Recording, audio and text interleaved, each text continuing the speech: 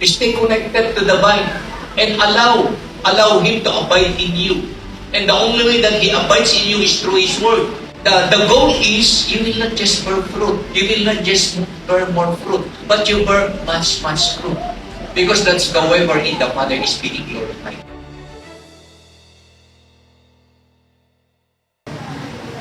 Praise the Lord. Ang bilis ng panahon. It's already, next week is already February.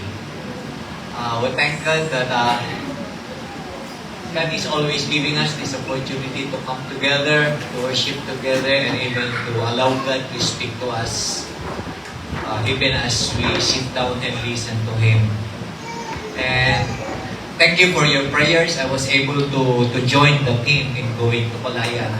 Yesterday, it was my prayer na isa lang kasi ang prayer ko sa sarili ko nung sumama ako. Lord, gusto ko makita at marinig yung nais mo, makita at marinig ko. And I saw them all. I heard it all. I saw it all. So I believe God is a way of allowing us to see what is next in that project. But we always believe that tama yung sinabi ni Rex kanina. Actually, yung nasa Psalms 23 yun. My cup runs over. My cup overflows and it runs over. Yun ang tama. Ano yan? Kinakailangan mapuno ka muna. At pagkatapos mong mapuno, let it overflow. That is always the principle in life. Allow God to fill you up, and allow God to not just to fill you up, but it should always overflow. Kasi ang overflow is just a natural thing. Hindi, there is, walang effort on your part. You just overflow. Kaya malalaman mo ang isang taong nag-overflow kasi nga punong-puno siya. Kumbaga, there's no element of effort sa part ng taong yun dahil it just overflows. And it overflows. And after it overflows, nagpapapuno na naman para manatiling mag-overflow. And I believe that is the kind of life that God wanted us to have. A cup that is being filled up and it overflows naturally. Today, I just don't know na hindi pa nagkakasakit kasi si Pastor Romel, I have asked him already. Allow me to finish my lesson. So, tama-tama pala na hindi naman. Tama-tama pala na whether he is coming or not, ako talaga ang I wanted to finish my lesson. Kasi this would be our theme for the year. So it is just proper na maging maliwanag sa atin ang pinag-uusapan natin sa buong taon. Para hindi tayo malihis sa anumang bagay. But I believe it is very timely because the world today are looking for something that they have never seen before. And yung hinahanap ng mundo ay maaring ikaw, maaring ako, maaring tayo. Kasi ang sabi ng Word of God, the world is awaiting. Meron daw hinihintay ang mundo. It is the Word ang nagsasalita na ang mundo ay merong hinihintay. Ano daw yung hinihintay ng mundo? The world is awaiting for the manifestations of the sons of men to be displayed. Hinihintay daw ng mundo na ipapahayag ng mga anak ng Diyos kung ano ang meron sila. So, whether you like it or not, ang mundo ay merong hinihintay sa'yo. At ang hinihintay ng mundo sa'yo ay ipahayag mo daw kung sino ka bilang anak ng Diyos. So, very clear na God is, the world is always looking at you, whether you like it or not, whether you are aware or not, ang mundo po ay palaging nakatingin sa iyo. Kaya, huwag kang magtataka kung merong comment ang mga tao sa paligid mo, palaging meron. Bakit? Kasi, tumitingin sila sa iyo. At pinagmamasdan, ano ba ang binibigkas ng iyong bibig? Ano ba ang kinikilos ng iyong mga kamay? Saan ba nagpupunta yung mga paa mo? Ano ba ang pananaw mo sa buhay? At ano ba ang reaction mo sa mga kaganapan sa paligid mo? The world is looking at you. You are parang kang isang telenovela sa mundong ito. Abangan ang susunod na kabanata.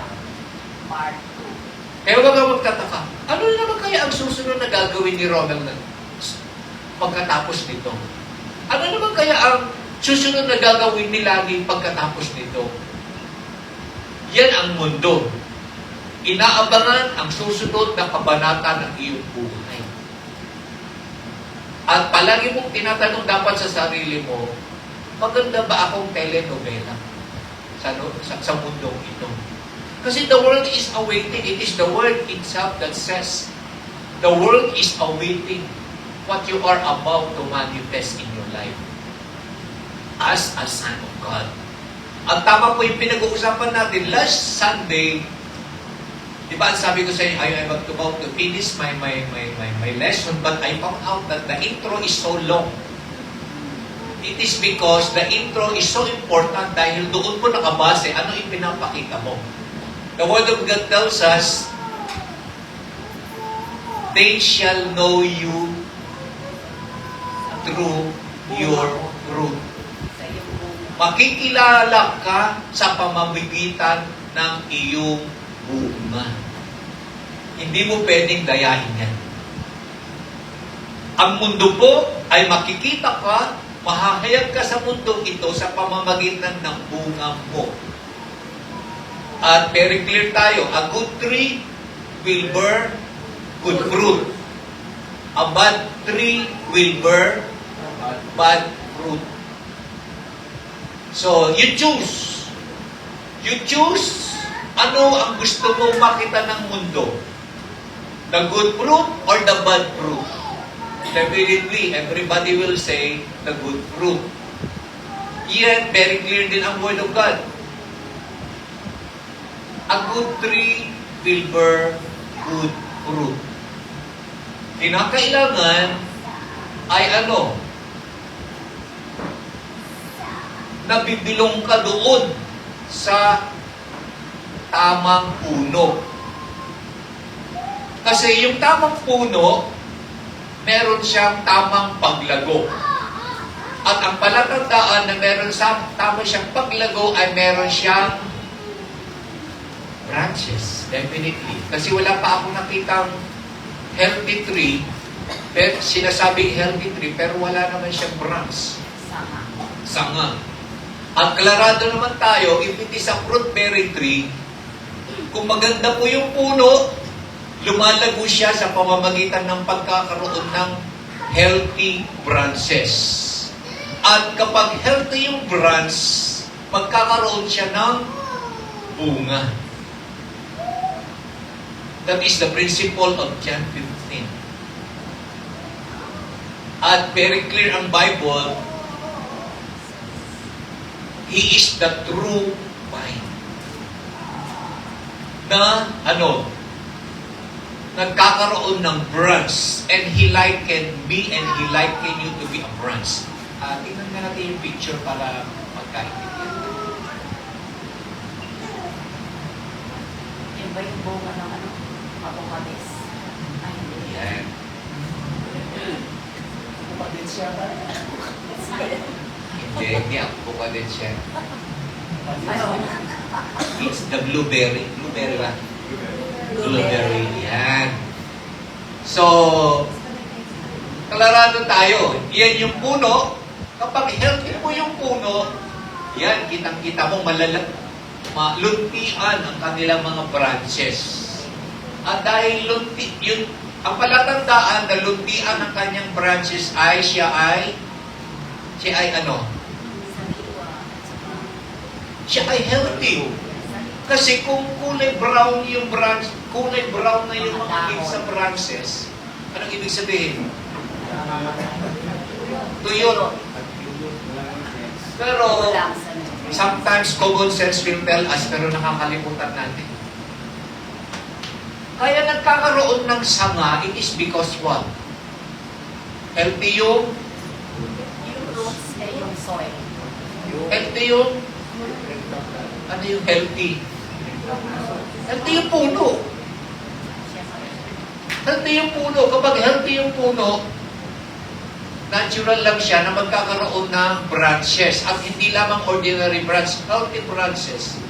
Kapag fruit-bearing tree yan, at kapag nagkaroon siya ng branches, hindi sinasabi ng branch sa puno, oy, hayaan mo naman na mamunga ako. Hindi. Kasi science will tell us. What is the definition of fruit? Fruit is just excess nutrients. Kapag sobra-sobra ang nakukuhang nutrients, ang sanga, ano ang mangyayari? Kusa siyang mabuo na. Ganyan dapat ako, ganyan dapat ikaw. And so, at later on, we will discuss kasi ang goal natin is we are the branches that will bear fruit, more fruit, and much fruit. Tatandaan po natin yan na kasi dapat liliwanagin natin ito. Kasi hindi lamang po expectation na ang branch, ikaw at ako ay mamunga. Ang expectation dito sa branch ay mamunga, maraming bunga, at maraming bunga. That is who you are, and that is who I am. Clear ang Bible. Na the branch will bear fruit, more fruit, and much fruit. So, anong expectation? Anong expectation sa branch para magkaroon ng fruit, para magkaroon ng more fruit, at para magkaroon ng much fruit? Ay, ano? Yung branch ay healthy. How will the branch maintain its healthiness? Yan ngayon ang crucial na tanong. Ano ang dapat mangyayari sa branch upang ang layunin para sa kanya ay magkaroon ng katuparan? Mananatili siyang nakakabit sa vine. Ngayon,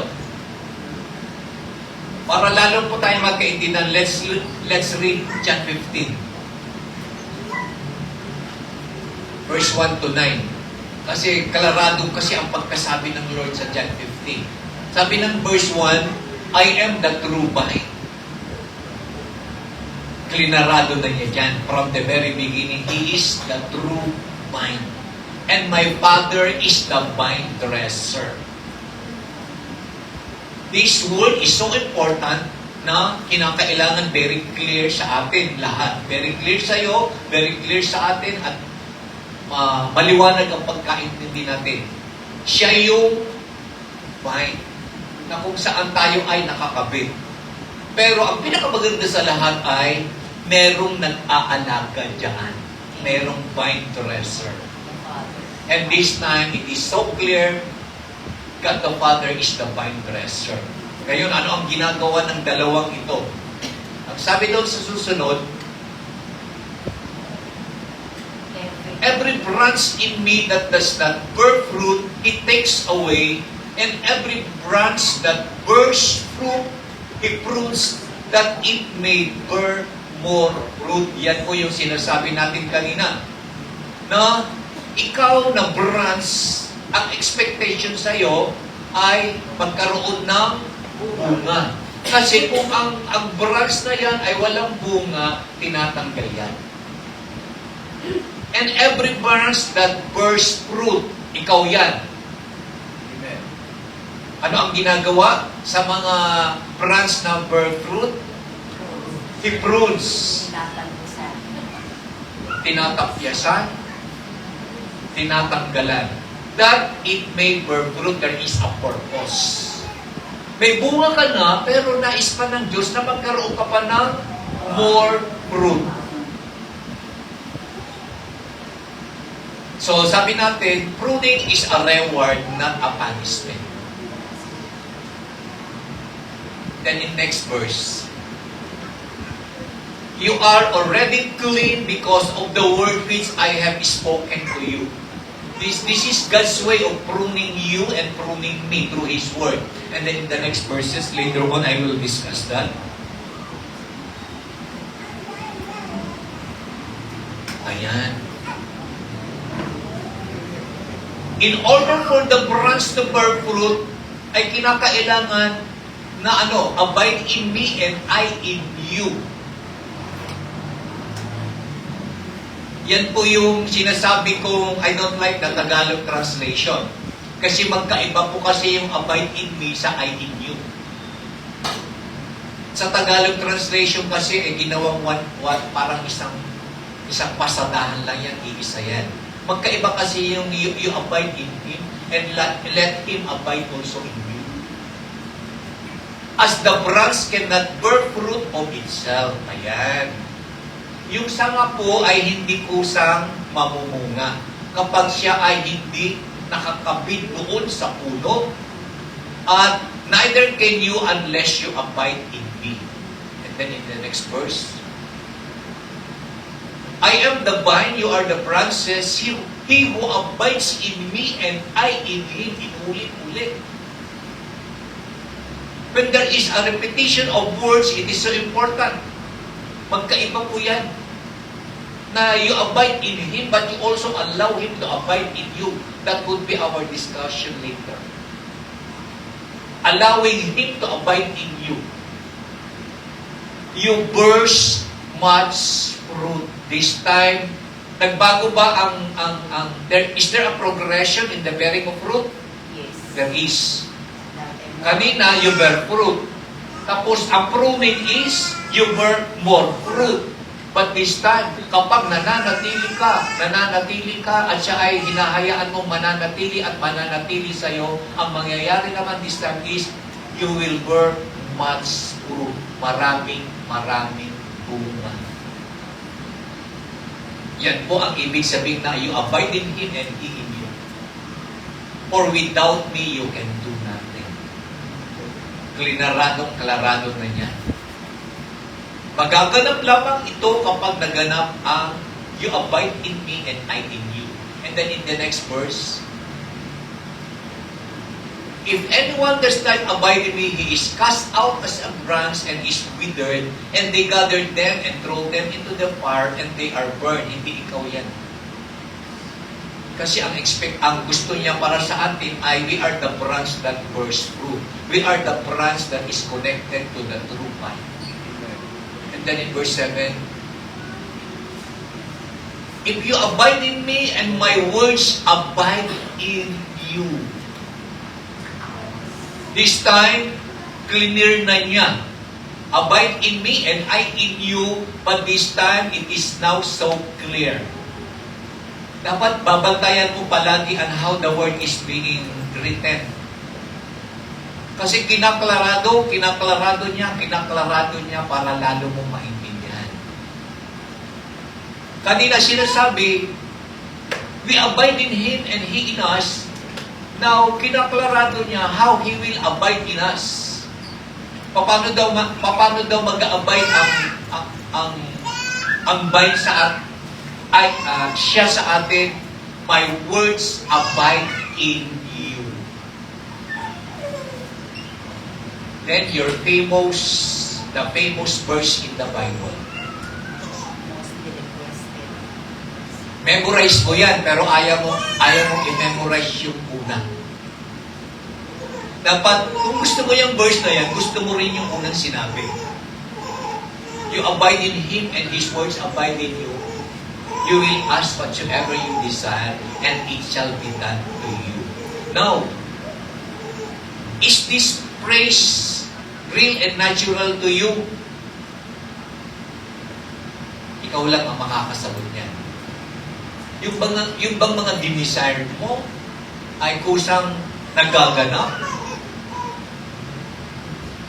Later on, it will tell us why yes and why not.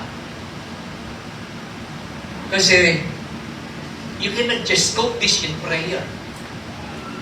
Kasi madalas natin kino-quote, Lord, sinabi mo whatsoever I desire, it will be done to me. And so itong ginusto ko, dapat makita ko.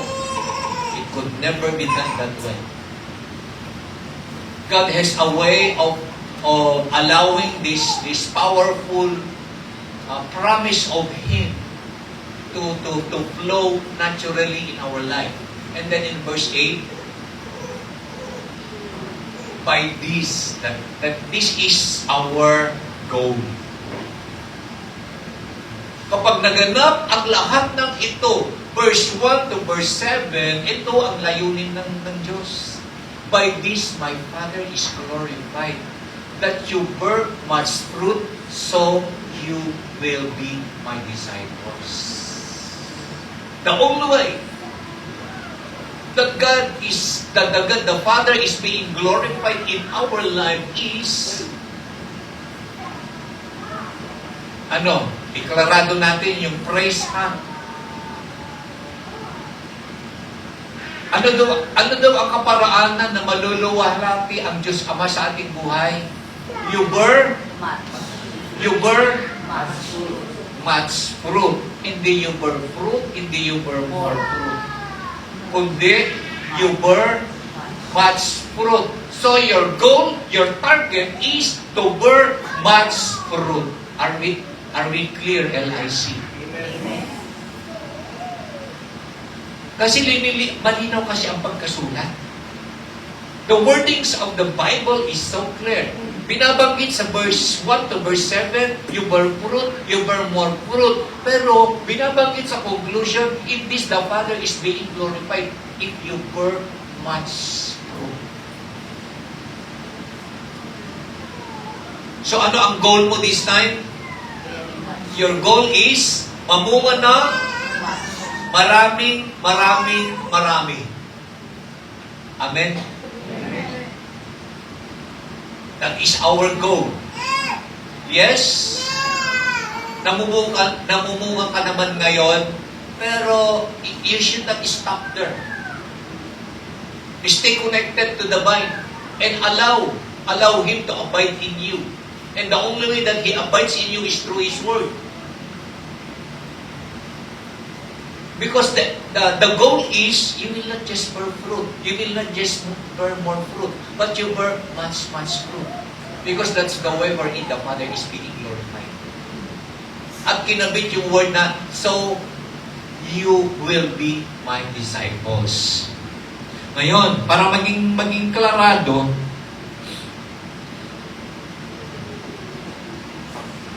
ang kailangan maganap ngayon sa ating buhay ay we are the branch connected to the vine. Yes, you have done that already. You are there already. Pero kinakailangan naman ngayon this time na manatili ka. Pag sinabing manatili, what does it mean? Sometimes we got to speak in simple languages para maging klarado tayong lahat. Anong ibig sabihin pag manatili? Remain. Ano ibig sabihin ng manatili? Manatili ka sa lugar ngayon, anong ibig sabihin? Always be there. Palagi kang nandyan. Hindi yung Absent. palipat-lipat, pawala-wala. Kasi kung minsan, simple na nga yung word, ay parang nagkakaroon pa ng ibang definition. Tama? Pag simple na yung word, wag mo nang babaguhin pa kung ano ang meaning yun. Kasi simple lang naman yung sinabi. Manatili ka dyan. Pag sinabing manatili ka dyan, alam mo naman kung anong ibig sabihin ng manatili ka dyan. Hindi yung palipat-lipat, hindi yung pawala-wala. Yun ang ibig sabihin ng you remain. Manatili ka dyan. Pero may karagdagan. Hayaan mo naman, dahil nanatili ka dyan, hayaan mo naman na siya ay manatili sa'yo. Allow.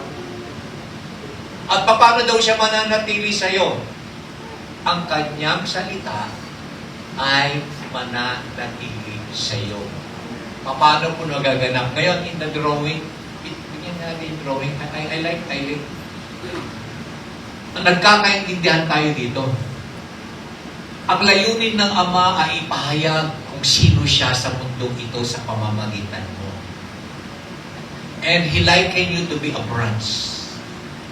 And the only way that the branch will manifest kung saan puno siya nakakabit ay a good tree will bear good fruit. That's the principle of the Bible.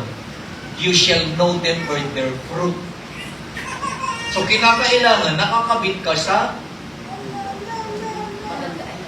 magandang puno. Kaya na yung lesson natin last Sunday, yung katabi mo ba matamis na bunga o maasim na bunga?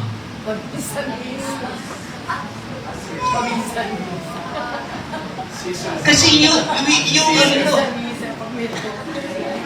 know them by their fruit. A good tree will always bear good fruit. Amen. Eh kung maasim ng fruit, you do not belong to a good tree. That's the principle of the Bible. Wala na ako magagawa dyan. Wala na tayong magagawa dyan. A good tree will always bear good fruit. Ay siguraduhin mo, you are connected to the true vine.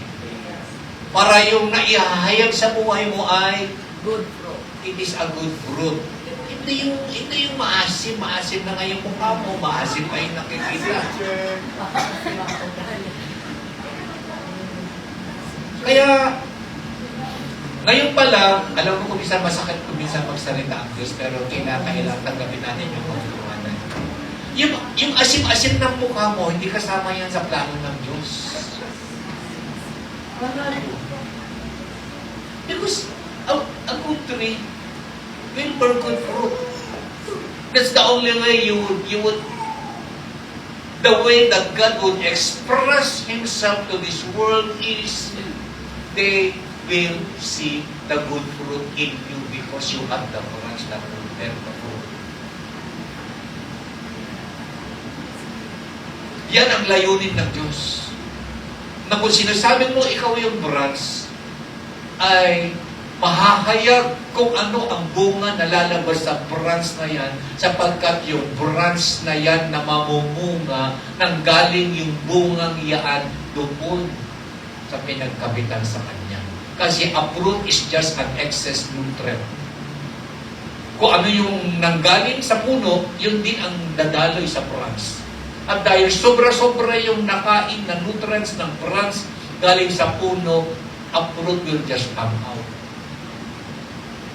Amen, church? Amen. Ngayon, punta na tayo doon sa talagang lesson natin.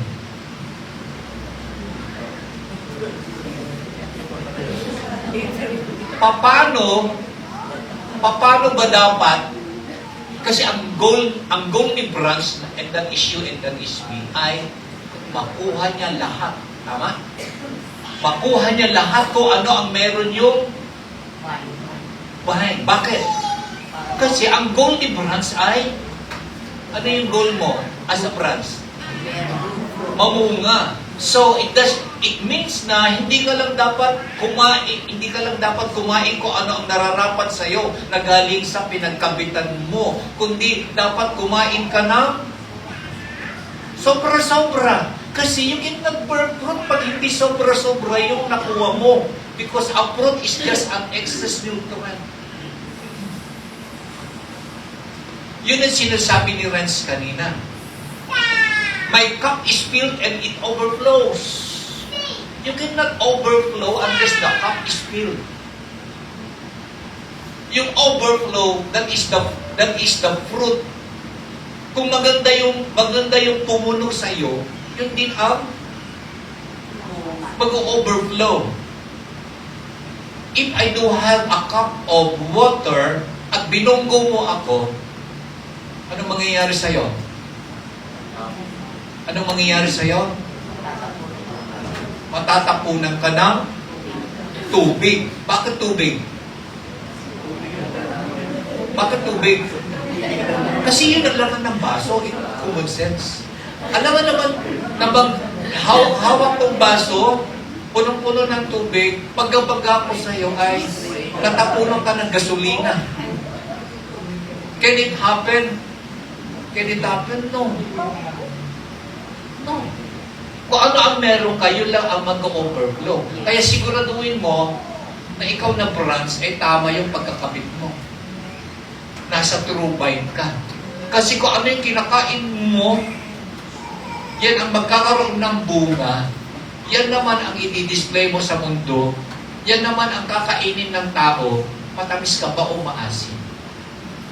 Kaaya-akaya ka ba o hindi?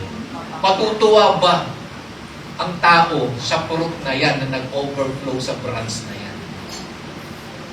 So, clear tayo.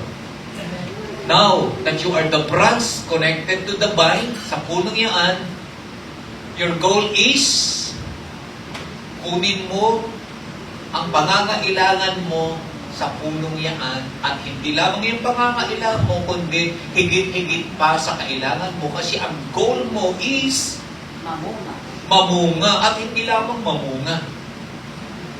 Mamunga ng marami at mamunga ng marami. So there should be a lot of eating and eating this time. Ito yung pinapayagang mag-eat all yung handa. Kasi may goal ka kung bakit ka kumakain ng marami.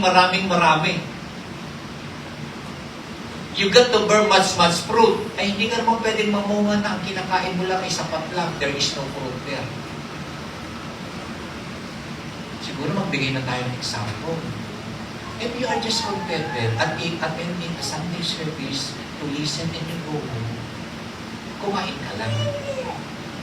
There would be no fruit that would come out of you. Are you listening, church? So don't just be contented of just coming and listen. At kumain ka, just enough for you.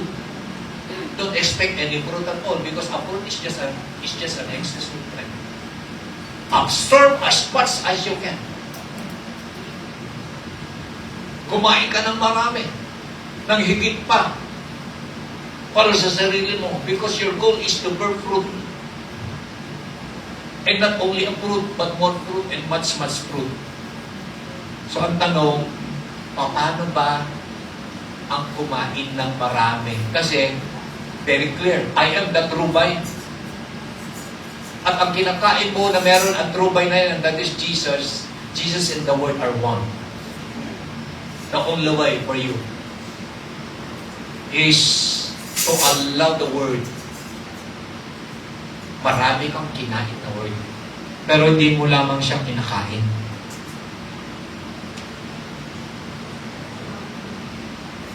Kapag kumain ka at sige, magbibigay ako ng example. Anong favorite na pagkain mo, Michael? Okay, yung solid. Mansanas, okay. In front of you is 12 apples. Ilan ang kaya mo? 6, okay. That is good enough. Kasi it seems eating one apple a day is good enough. So, kung 6, ang ibig sabihin, sobra-sobra, sa okay, how will you do it, Michael? Sometimes it is common sense, pero kinakailangan kasi maintindihan natin because that's the way how to do. Tapos, anong gagawin mo? Paano? Can you put the 6 apples in your mouth at the same time? No, how? Ihain mo, and then, kagat-kagat. Bakit kagat-kagat? Bakit hindi mo pwedeng isubo yan? tayo. Mabubulunan. Right. Actually, alam mo yan kung paano kumain ng tama. Kinakailangan, subo ka, nguyain mo. And then, pag nanguya mo na, lulunukin mo, susubo ka ulit. Tama? That's so basic. Yet, in consuming the word, kadalasan, we do not do it. Kapag may narinig ka, obedience immediately. That's how you chew the word.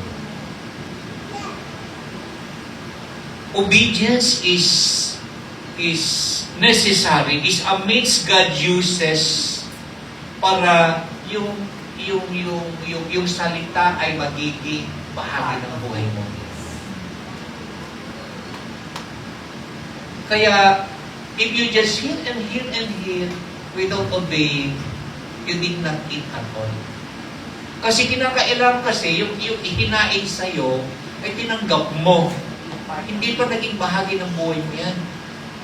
The only way na naging bahagi ng buhay mo yan, yung nutrients ng pinakain sa'yo, ay magiging iyo kapag ito ay iyong hinakbang at sinunod. Ito na ang bahagi ng buhay mo. Ano man ang meron yung word na kinain mo, nandun lahat yung kailangan mo. And so as you eat more and more and more, you obey more and more and more, then what would happen to the branch and that is you? You will now begin to bear fruit. Pero kapag kumain ka pa ng marami, kagaya sabi ni Michael, 6. One is just good enough. Pero if you eat more, kagaya sa example ng Lord, if you eat 2 or 3, then you will now begin to bear fruit. Why? It is now an excess nutrient. Sobra sa kailangan mo. But if you eat more, then you will bear more fruit. But if you eat more, you will bear much fruit. And the only way that you can do that sa John 15 is through your obedience. Obedience. Keeping His word is the way we are being nourished. Obeying. Abiding in the vine involves yung reciprocity of God's abiding word in us. Now, when the word of God becomes an integral part of our life, then nanenourish at nanenourish tayo, at kapag sinusunod natin, nagiging bahagi ng ating buhay. Okay, yesterday, we went to Malaya ng mission trip. Ang obedience kasi ay for me, ang tingin ko na nag-obey ka ay hindi dahil natapos mo yung gawain. Kagaya ngayon, nakabalik na tayo, you cannot say nag-obey tayo sa sinabi ng Lord. Dahil natapos naman yung gawain. Pero kadalasan, that is our understanding. Tama? Na nag-obey naman ako, natapos na, bumalik na nga ako, natapos yung gawain. You cannot just say that is obedience. Ang mahalaga po ay, ano ang nakita ng Diyos sa puso mo nung ikaw ay kumilos at gumalaw dyan at bumalik ka? Nagkaroon ba ng pagbabago? Eh, sumunod ka nga, napilitan ka nga lang dahil sabi ni Pastor. Nagbigay ka dahil nakita mo kailangan ka magbigay. Nag-sacrifice ka, it is because wala ka nang magawa, nandun ka na eh. Pero iba po kasi yung sumunod ka at maayos yung puso mo, bumalik ka ng masaya, then I could see now the fruit that is in you. That's the goal. Obedience is not just accomplishing the task. Kasi madaling sabihin, Pastor, nagwalis naman ako. Oo nga, nagwalis ka. Ay, halos ihagis mo yung mga upuan sa kawawalis. Nagugas ka nga ng pinggan, wala. Hagis yung kutsara, hagis yung pinggan. And then you will say, nagugas naman ako. Nagugas ka ba talaga? I learned it the hard way because ang tatay ko ganyan. Kapag may inuutos, hindi niya tinitingnan na sumunod ako kasi madaling sumunod. Pwede kang sumunod dahil natakot ka sa consequence. Ang tinitingnan niya sa akin ay ano ang itsura ng mukha ko. Pari pinagwawalis ako, pero alam mo, sasabihin ng tatay ko, akin na yung walis. Ako na lang. At umalis ka na sa harap ko. Why? He is creating in us a good attitude. The fruit of our love. Ganon din sa mother ko. Pag pinag-ugas ka ng pinggan, naririnig niya na talagang yung mga kutsara, ganun mo na lamang ihagis. Yung mga pinggan, ganun mo na lang ihagis. At sabi ng mother ko, umalis ka na dyan, ako na lang.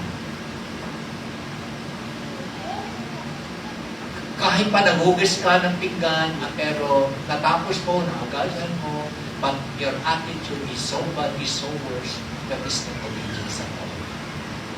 Kaya maingat dapat po tayo ng pagsabing, sumama naman ako. Natapos naman yung gawain. Is there a fruit that come out of you? Kaya nga very clear. You abide in Him and the Father in you. And the only way that the Father abides in you is through His Word. And the only way that you could say that you allow Him to abide in you ay tinanggap mo yung salita at ang salita ay tinanggap mo ng may kagalakan ginawa mo.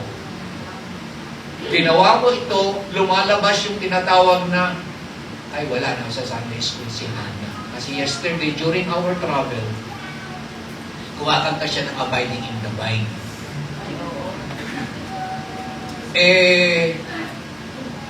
Sa Abiding in the Vine na song ay merong 9 fruit. Hindi niya matapos-tapos. Yung 9, kasi pinagbibilang ko siya eh. Pinagbibilang ko, sometimes 5, sometimes 6, sometimes 7. Hirap na hirap siya.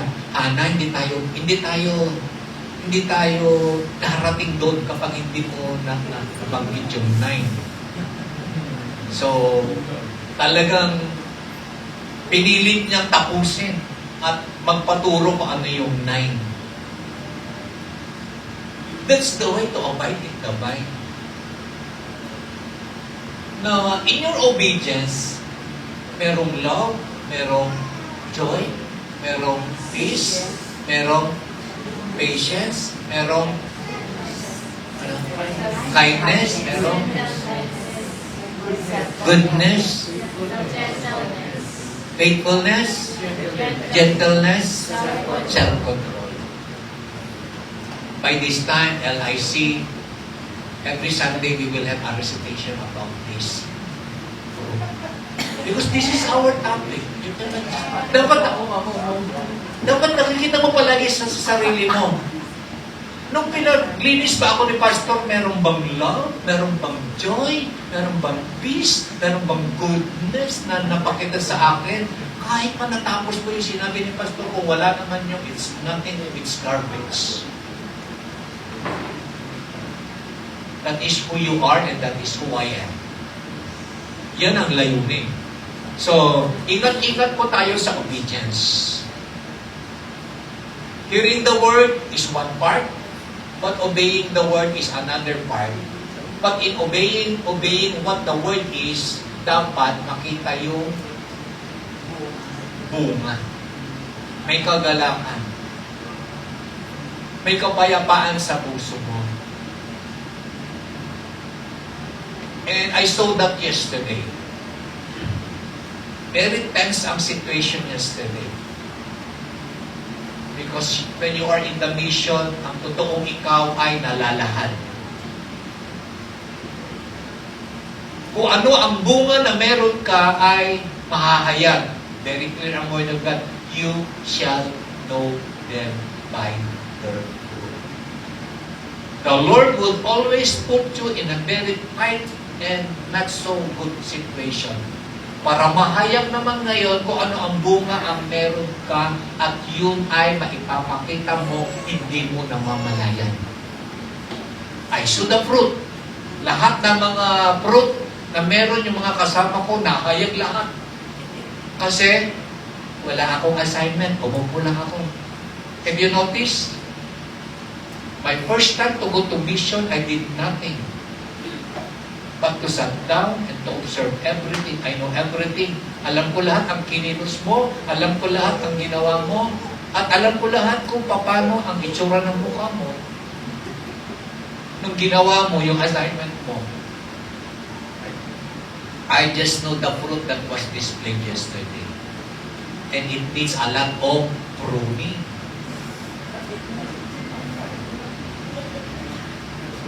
Kasi, meron lang namunga ng isa. I am expecting much fruit, pero isa lang. So, anong gagawin ng Lord pag isa lang yung fruit? Pruning. Pag sinabi mo pruning, pagtatapyas. May mga bagay na kinakailangan tanggalin kasi nakakasagabal sa pamungunga mo pa ng marami. Now, to obey the word, mahahayag din kung sino ka kasi to obey the word of Christ, diyan mahahayag yung totoo mong pananampalataya kung sino yung nagsasalita. Tama. Out of the above. Mahahayag din kung sino ang pagkakilala mo sa Diyos. Remember, in so many ways, God uses men for your obedience, through your leaders. The moment you say something against your leader, kaya nga, ayaw ko po talaga matutok ang bata na sumasagot sa magulang. Kasi the moment a little child will never honor the authority of the father or the mother who is a God-given authority, mahirap na rin siyang mag-obey. Paano man yung word. There is one lesson I will never forget. I read it. Yung isa sa mga candidate ng lethal injection sa Amerika ay isang convict. Dahil kapag isasalang ka na sa lethal injection, I think you were given one privilege. And what is that one privilege? Request anything. Yes. So, As long as it is not against the law, they will provide it in you. Kung nagsabi kang, gusto ko ng isang buong lesson as lunch before I die, ibibigay nila sa iyo yan. So, he got one privilege before his last breath. Alam niyo ba kung anong yung hiniling niya? Ang hiniling na niya, just give me a nice ball pen and a piece of paper. Nagtaka daw lahat. A nice ball pen and a piece of paper. So, dahil that is his last wish, they gave it to him. A nice pen and a nice paper. And sabi nga niya, ibigan to write. Write and write and write. After his letter, it is a letter addressed to whom you will be shocked. Addressed to whom? To his mother. A letter addressed to his mother. And so, sinil nila yan, dineliver yan sa nanay niya. And the mother was so surprised when he opened the letter. And alam niyo ba kung anong laman ng letter?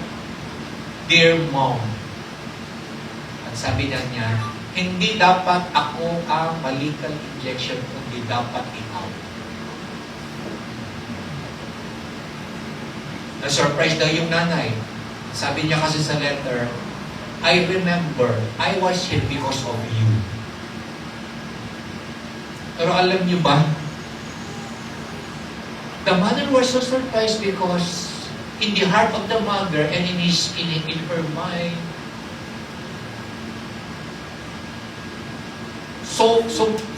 sobra ang pagmamahal niya sa anak niya.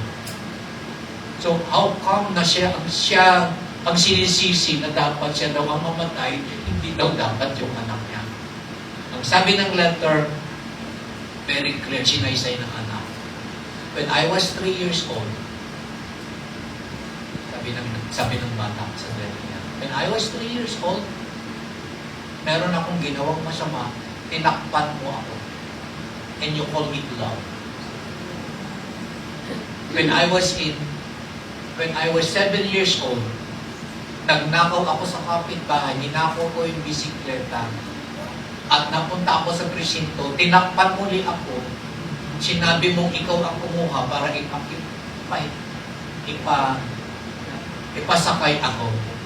When I was in grade school, I did so many things. In the principal's office, tinatawag ka, lahat po ng ginawa kong kasalanan, tinatakpan mo ako palagi in the name of love.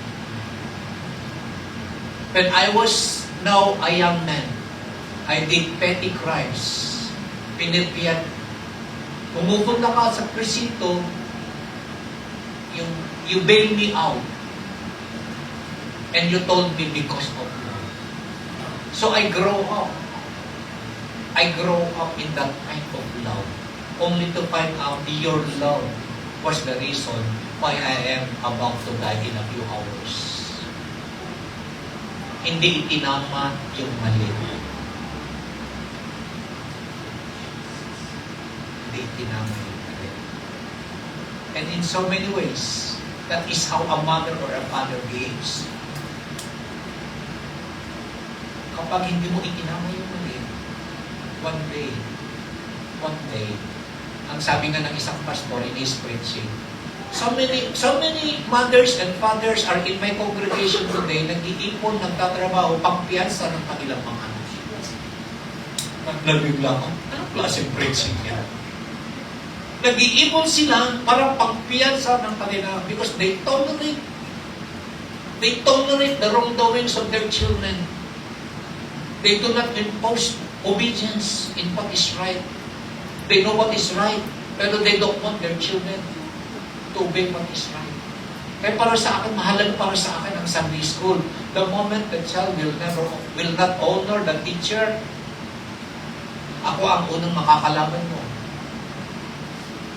Because I don't want the child na hindi sumunod. Kasi kung pupunta dito at uupo in my preaching, you will never obey. You will never obey. Kasi nasanay siya eh. Nasanay siya. And in fact, sayang yung preaching kasi the words, you should allow the words to abide in you. And the only way the words will abide in you is through your obedience. Eh, nakita mo yung anak mo, hindi nag-obey, tinatakpan mo, kawawa naman, bata pa naman, hindi pa naman siya nag-iingat. That's the proper time. That's the proper time. That's the proper time to teach. Young children can follow well if you teach them the word. They will just know. I know, I've been in the Sunday school for 30 to 40 years already. I just know. Teach them the word. I will never forget that letter coming from that convict person. Now, your love, ang sabi niya, yung definition, your mother's love, and that is your own definition, is the very cause why I am here and about to be and to die in a few hours. But I think your love was not the love that I am supposed to know. But I believe, abiding in the Word, abiding in God's love, ay siyang magsasabi ko ano ang nararapat. Second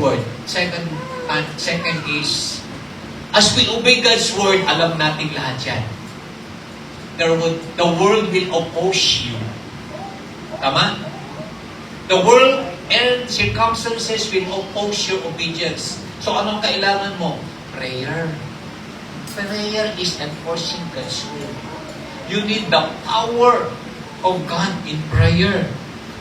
Obedience is the context in which God's Spirit nourishes the Christian. And it is the power, the nurturing power of prayer that would sustain you in your obedience.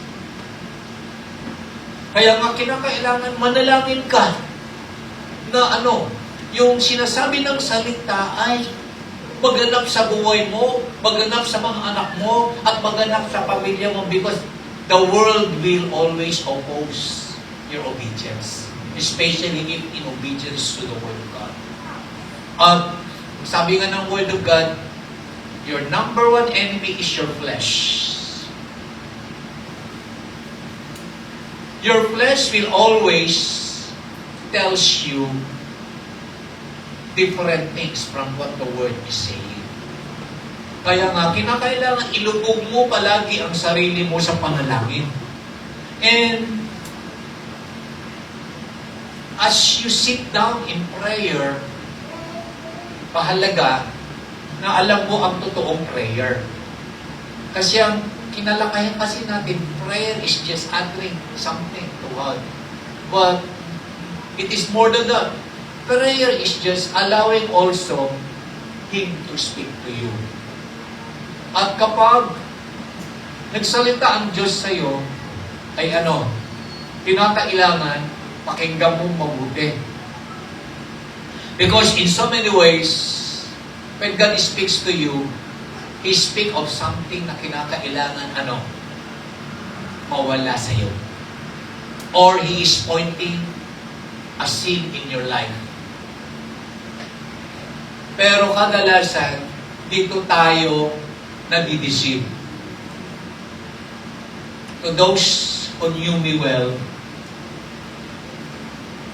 mapapansin mo na, Pastor, sorry. Diba? Ganyan tayo lahat. Sorry ha. Hindi ako basta-basta tumatanggap ng sorry.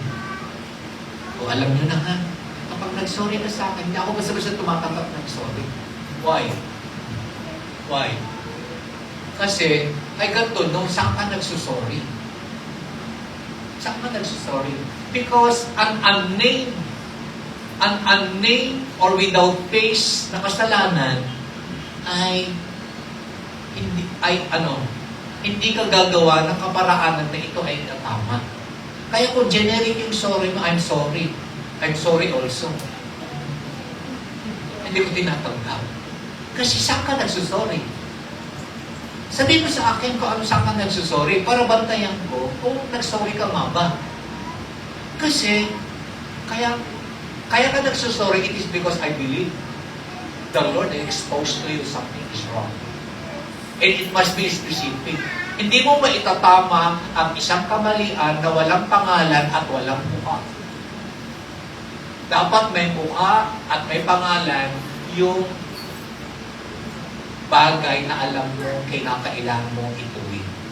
Kasi anong binabantayan mo na itutuwid kung wala namang pangalan? Anong babantayan mo na itutuwid kung wala namang mukha yun? Eh di wala. Walang pagbabago na magaganap. So you just know now. Kaya pag kinakausap kita, kalarado ako. Nagkamali ka dito. Para alam mo na ito yung babantayan mo. Hindi yung nagkamali ka sa sunod, huwag mo nang gagawin. Ano yun? Ano yung hindi mo nasusundin? Ang ibig sabihin, wala kang hakbang na gagawin kasi walang mukha, walang pangalan yun. Are you getting? Dapat, kung merong isang bagay na dapat ituwid, may mukha at may pangalan. It is so specific. Gagawa ka ng hakbang para dyan. Pag sinabi, Pastor, sorry, saan ka nagsasabi? Kasi late ako. Okay, next time. Come early. Babantayan ko na, you come home early. Babantayan mo rin ang sarili mo, you come home early. Hindi yun, sorry ha. Okay lang. Ano yun? Ano yun? There must be specific steps. Huwag tayong padadaya sa kalaban. Kasi dinadaya tayo na, okay na yan, nag-sorry ka naman eh. Tinanggap naman niya yung sorry mo. Pagkatapos kasi tinanggap naman niya yung sorry mo, anong nangyayari? Tapos na eh. At sinasabi mo, Wala na tayong mag-uusapan. Tapos na, anong wala? Meron. Walang pagbabago na magaganap. At kapag walang pagbabago na magaganap, walang paglago, ay you do not expect a fruit that would come out of that. When a word ay kinain mo, niluya mo, sinunod mo, it is expected of you na may pagbabagong magaganap sa iyo. At kapag may pagbabagong magaganap sa iyo, doon lalabas yung bunga ng banal na Espiritu. At kapag lumabas yung bunga ng banal na Espiritu, dadami at dadami at dadami pa, patutuhangayan ng mundo na tunay nga nagbago ka. Kaya ang sabi ng word, indeed, you are now my disciple. Kaya tinagay doon sa dulo. Doon lamang masasabi na indeed you are my disciple. It was properly worded. It was not written at the beginning. It was written at the end. It is because doon lamang masasabi na you are a disciple. In fact, you could not even say, I am a disciple of Christ. No. You will know them by their fruit. Kailangan makita ko yung bunga. It is not meant to be announced in our lips. Kaya nga po, yung kung bearing much fruit, ay hindi po yan sinasaysay. Ito ay nahahayag, ito ay nakikita. Ngayon, I got 5 minutes.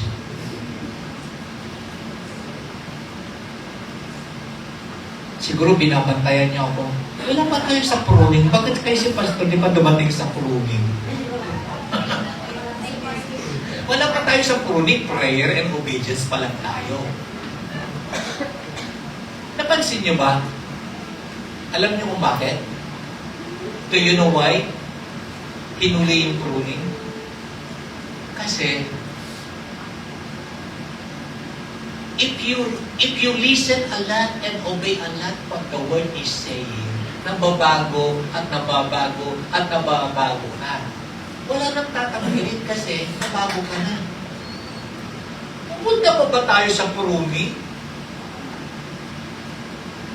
Church, gusto mo ba pumunta sa pruning?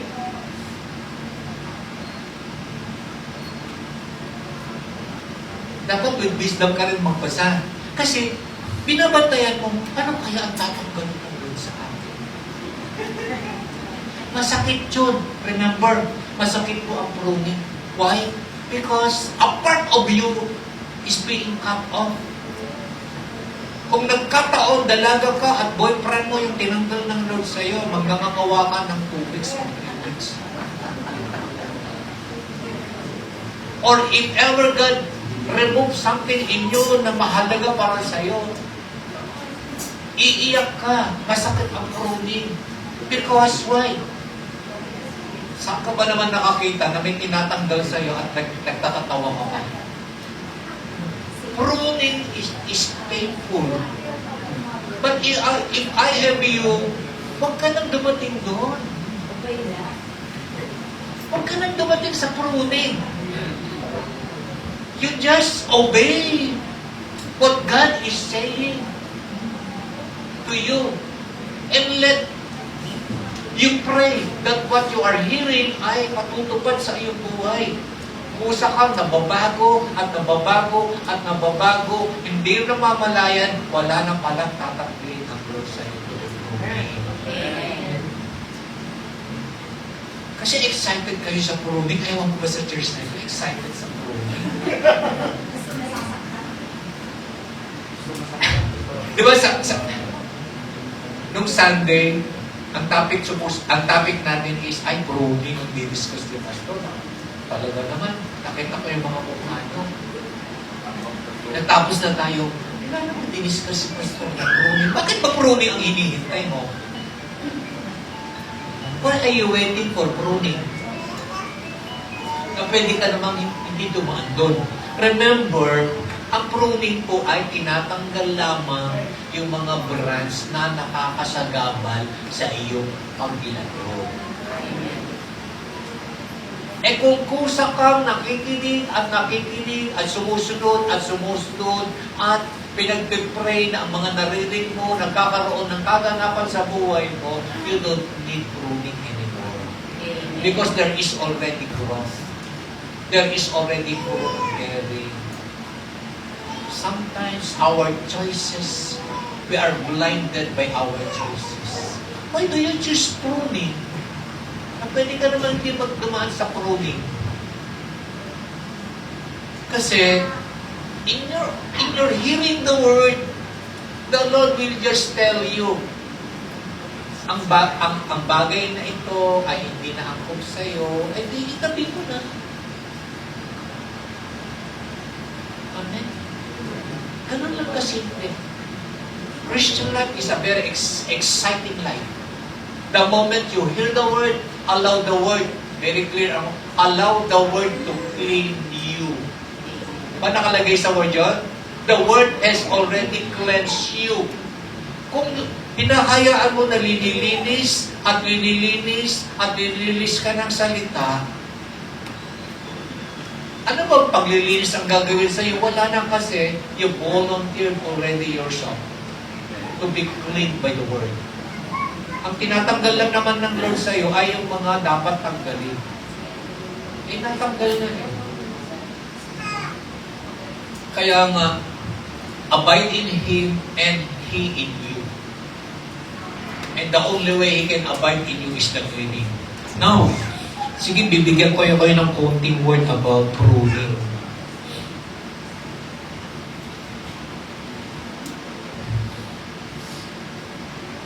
Tatlong bagay kasi ang pruning, di ba? In my lesson, tatlong bagay.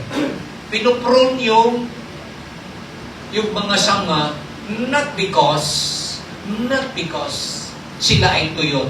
Di ba may mga sanga kadalasan, tinatapyas dahil ito ay sobrang taas, nakakasira na. Tama?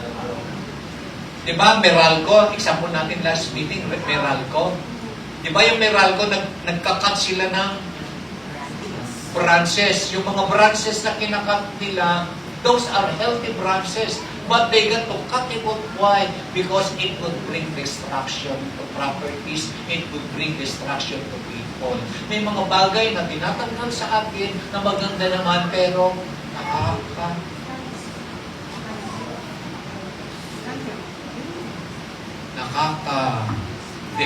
it is a distraction to others.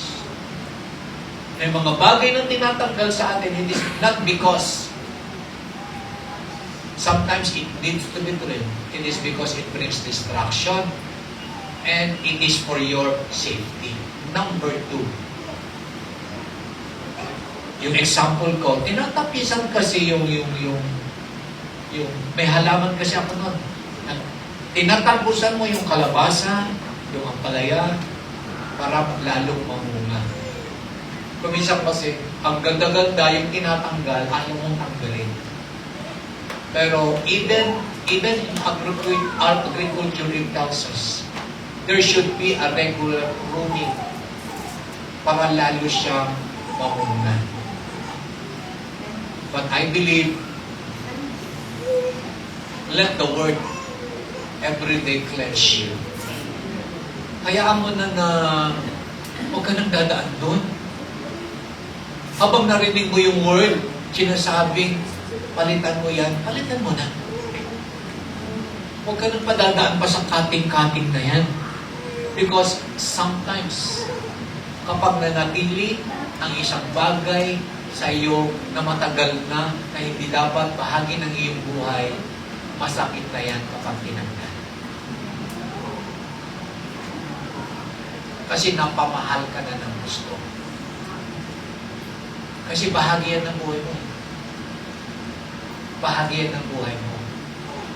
Why not? At the very beginning, sinabi na sa iyo na hindi yan bahagi ng buhay mo. Let it go.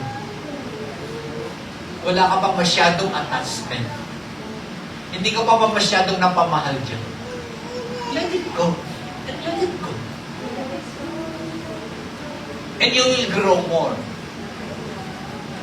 You will grow more and the branch will bear fruit. Kaya pala tinanggal kasi mas lalo akong dapat, mas lalo akong lumago at mas lalo akong nagagamit ng Panginoon. I believe today,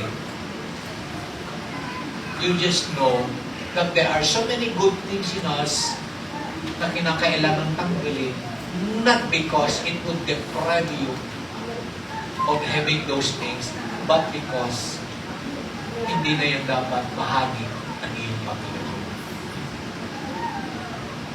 I know what I am talking because I just know it. Ang dami nang tinanggal ng Lord sa buhay ko. Palagi sinasabi sa aking sarili, let it go, let it go, let it go. I don't even own my schedules now.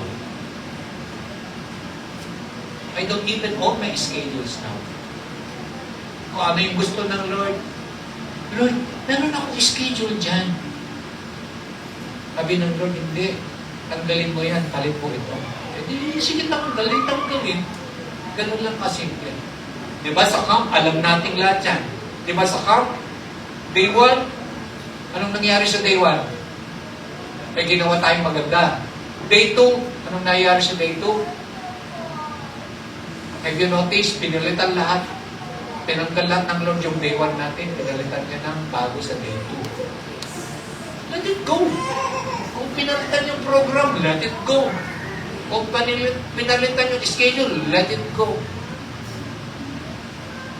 Hindi yung, si Pastor, isang buwan ko yan, pinagplanuhan. Ang laki ng binuwis ko dyan. Masasabi mo, hindi nasusundin yan. May puso ko pa ba? It happens in life. It happens in life. We pastors know that. Diba? When we go to the pulpit, sometimes the Lord will tell you, I don't like your outline. Preach another one. Sa tingin ninyo, madali para sa amin, hindi. Hindi.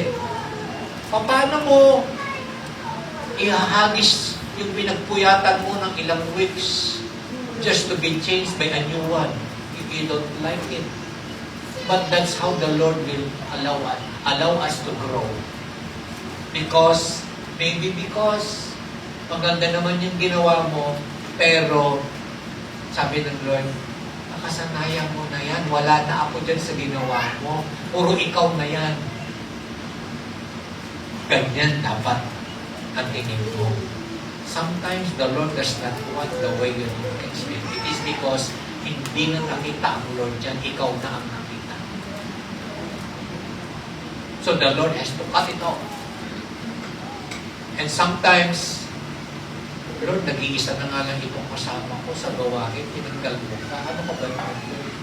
Kasi nga, ginawa mo na siyang ginawa mo na, wala kang malay-malay, ginawa mo na siyang Lord. Nakadepende ka na palagi sa Kanya. Hindi na nakita ang Lord sa'yo. Kasi ang goal natin, the Lord be glorified. And so to the church, I am not praying for approving to be done in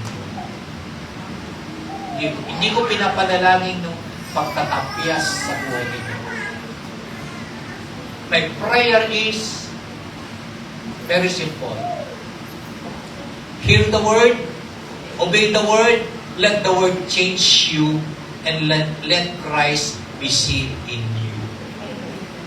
And when Christ is being seen in you, as the word becomes an integral part of your life, you as a branch will bear fruit, more fruit, and much fruit. Amen. Shall we all stand? Father, we thank you that you love us so much that you are the vine dresser. Ikaw ang nangangalaga sa punong ito. Alam mo kung ano ang nagaganap sa sanga. Alam mo kung ano ang nararapat. Alam mo kung ano ang ikakabuti. Hayaan mo na ang buhay na meron ng puno at yan ang iyong anak na si Jesus ay mananatili na kung ano ang meron siya, ay dadaloy sa mga sanga na nakakapit sa kanya. Hayaan mo na ang iyong salita ay patuloy na maglilinis upang ang sanga ay mananatiling dumaloy kung ano ang meron ang puno. Dumaloy kung ano ang meron siya, at ito ay ipapahayag ng sanga sa pamamagitan ng mga prutas na magkakaroon siya. Hayaan mo, O Diyos, na ang layunin ng bawat isa sa amin ay ikaw ay maluwalhati at maluluwalhati ka lamang, O Diyos, kapag kami ay namunga ng marami at doon pa lamang masasabi, kami nga ay iyong mga disipulo. Hayaan mo, O Diyos, na ang mga narinig namin, maganap ito sa aming buhay sa pamamagitan ng pagkilos ng banal mong Espiritu na dumadaloy sa aming kalagitnaan. Salamat, O Diyos, na sa umagang ito ay narinig ka namin magsalita, italinig mo sa aming mga puso, ito ay lalago at ito ay mapumunga. Binabalik namin sa iyo ang lahat ng papuri